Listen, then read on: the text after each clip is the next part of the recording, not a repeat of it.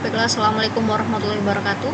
Perkenalkan, nama saya Sylvie Dwi Nur Hanifa, NPM 21010138P, kelas A4. Di sini saya akan menjelaskan salah satu jurnal yang berjudul Arsitektur Enterprise untuk Lembaga Swadaya Masyarakat berdasarkan The Open Group Arsitektur Framework atau TOGAF. Jadi di sini saya akan menjelaskan review jurnal tersebut. Jadi judulnya tadi adalah Arsitektur Enterprise untuk Lembaga Swadaya Masyarakat berdasarkan The Open Group Arsitektur Framework TOGAF. Jurnal Iptek.com, Jurnal Ilmu Pengetahuan dan Teknologi Komunikasi. Penulis Taskia Herdi Ardiansyah Dores. Tanggal pembuatan jurnal ini 16 Desember 2021, volumenya 23, halaman 155 sampai 168. Adapun subjek penelitian dari jurnal tersebut yaitu Lembaga Swadaya Masyarakat atau LSM. Tujuan penelitian ini untuk menjabarkan proses bisnis yang sedang berjalan dan memudahkan perancangan terhadap teknologi informasi guna membantu dalam mengambil keputusan secara strategis dan operasional oleh pihak LSM. Metode penelitiannya yaitu analisis TOGAF dengan menerapkan BPMN, Business Process Modeling Notation, dan Porter's Value Chain. Tahapan TOGAF: Preliminary Phase, Arsitektur Vision, Business Arsitektur, TOGAF TRM, kemudian menggunakan gap analysis dan McFarlane's Grid untuk mengevaluasi rancangan arsitektur enterprise. Hasil penelitian dari tahapan pertama TOGAF ADM yaitu analisis TOGAF. Perancangan dilakukan menggunakan analisis TOGAF ADM Arsitektur Development Method untuk menganalisis bisnis internal seperti visi, misi, tujuan, sasaran, dan rencana strategis melalui analisis SWOT, Strengths, Weaknesses, Opportunity, and Threat. Preliminary stage dilakukan studi wawancara sebagai teknik pengumpulan data terhadap stakeholder untuk mengetahui parameter atau batasan sistem internal maupun eksternal. Kemudian dituangkan dalam bagan SWOT, ditemukan struktur dari organisasi tersebut sudah baik, namun kurang lengkap seperti tidak adanya penilaian kinerja terhadap SDM-nya. Pada tahapan ini juga terlihat bahwa faktor eksternal LSM oleh lingkungan pemerintah dan industri tembakau. Selanjutnya, pendefinisian prinsip-prinsip arsitektur. Dilakukan pendefinisian prinsip-prinsip arsitektur atau prinsip bisnis, prinsip data, dan prinsip teknologi, dan perumusan visi arsitektur yang meliputi pendefinisian aktor dan perannya, stakeholder internal dan eksternal yang berinteraksi langsung dengan sistem. Kemudian, identifikasi kebutuhan bisnis berupa aktivitas yang dijalankan oleh organisasi tersebut untuk mengetahui pengaruh pada stakeholder eksternal yang berguna sebagai perumusan visi arsitektur organisasi. Selanjutnya, identifikasi kebutuhan untuk merumuskan peta pendefinisian masalah visi arsitektur. Pada proses ini, melihat keterhubungan unit bisnis, bagian organisasi, dan permasalahan di setiap bagian atau unit organisasi. Tahap kedua, BPMN Business Process Modeling Notation, Porter's Value Chain and Use Case Diagram. BPMN Business Process Modeling Notation digunakan untuk mendefinisikan tiap proses pada setiap bagian atau unit bisnis dalam organisasi, yang dimulai dari menjabarkan bagaimana proses bisnis pendanaan, kampanye, dan advokasi. Tiap proses memiliki alur berbeda namun mendukung satu sama lain. Selanjutnya, Porter's Value Chain. Analisis ini terbagi atas dua garis besar. Yang pertama, aktivitas pendukung atau supporting activities merupakan proses bisnis yang mendukung proses bisnis utama berupa SDM, sumber daya manusia, bagian keuangan, bagian legal atau bagian hukum, bagian arsip, dan bagian relasi publik. Yang kedua, aktivitas utama primary activities terbagi atas proyek, pendanaan, korespondensi, kampanye, rekrutmen, aksi, dan advokasi pada program pemberdayaan, pelatihan, dan seminar.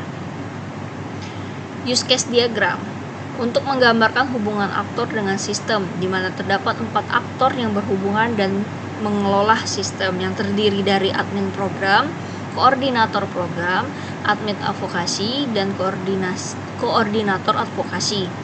Dan 2 aktor environment yang menganalisis data yang telah dibuat oleh 4 aktor, yaitu koordinator dan analisis, dan pengvalidasi setiap output yang sudah dibuat oleh setiap aktor dalam sistem atau ketua yayasan. Tahapan ketiga, arsitektur sistem informasi, segregation of duties.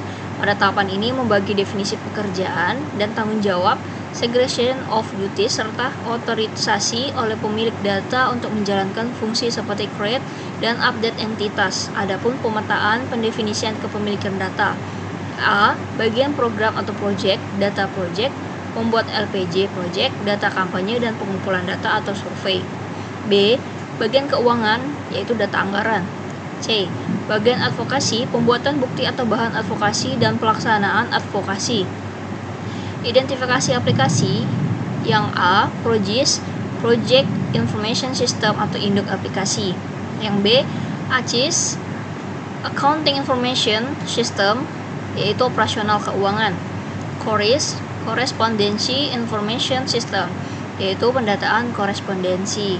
Campaign Planner, mendata perencanaan kampanye. RECIS, Recruit Information System, pendataan rekrutmen bersifat eksternal.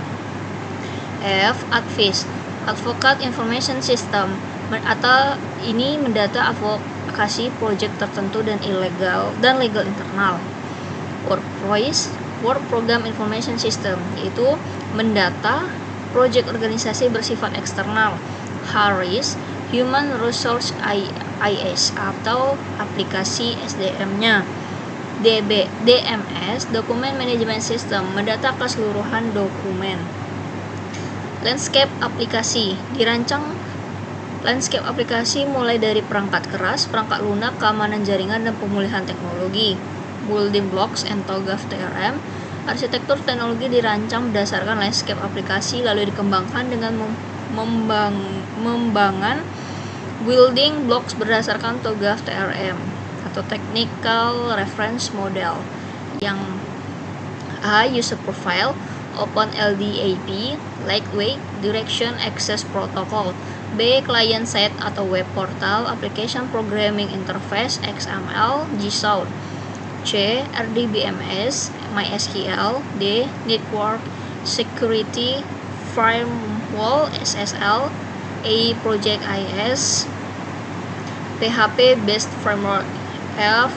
OS, Windows Server. G. Communication Infrastructure, yang terdiri email, itu SMTP, POP3 Server. Compliance Hardware, LAN, dan Wi-Fi. Bagian gap analisis dan make friends guard. Gap analisis, hasil gap analisis menunjukkan pihak LSM yang masih menggunakan aplikasi-aplikasi konvensional berupa Microsoft Office akan di-replace seperti pada tahap ketiga identifikasi berdasarkan proses bisnis dan terdapat sistem informasi baru untuk menambah kekurangan pada struktur organisasi LSM. McFarlane's Grid, sedangkan pada McFarlane's Grid terbagi atas 4 kriteria. Yang pertama faktor, yaitu core risk. Yang kedua strategis, ada Advice WorkProis. Ketiga support, ada Access, Campaign, HRIS, DMS. Dan keempat turnaround, yang terdiri dari PROGIS. Adapun kelebihan dari penelitian ini yaitu yang pertama, penjabaran terhadap proses dan struktur yang jelas membuat pengembangan SITI ke depannya jauh lebih mudah. SITI yang dirancang dapat compatible dengan semua perangkat. Yang ketiga, penggabungan SITI yang dirancang membuat sistem lebih terarah karena mudah untuk monitor. Yang keempat, alur proses bisnis dalam hal pendataan menjadi lebih transparan. Yang kelima, mudah untuk maintain perbagian karena setiap bagian terbagi dengan masing-masing sistem tunggal. Yang keenam, menggunakan jaringan internet sehingga mudah dijangkau oleh semua pihak yang berkepentingan di LSM. Adapun kekurangan dari penelitian ini yaitu yang pertama, bagi user admin baru harus mempelajari sistem cara penggunaan ICTI tersebut. Yang kedua, memerlukan banyak waktu atau resource dalam hal maintenance karena masing-masing terdiri atas sistem tunggal. Yang ketiga, menggunakan jaringan internet dapat juga menjadi salah satu permasalahan karena ketergantungan terhadap internet apabila jaringan tidak stabil atau tidak dapat dijangkau. Jadi kesimpulan dari penelitian ini, yaitu perancangan infrastruktur SITI di LSM dilakukan secara sistematis sesuai dengan tahapan TOGAF. Preliminary phase, visi arsitektur, arsitektur bisnis, arsitektur sistem informasi, dan arsitektur teknologi, sehingga hasilnya dapat menjadi pedoman dalam pengembangan SITI organisasi. Rancangan infrastruktur tersebut dapat digunakan sebagai pengambilan keputusan bagi pihak manajemen organisasi LSM ataupun pihak pengembangan sistem. Baiklah, itu tadi hasil dari review penelitian, review jurnal yang saya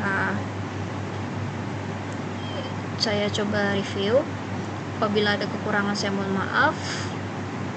Wabillahi taufiq wal hidayah. Wassalamualaikum warahmatullahi wabarakatuh.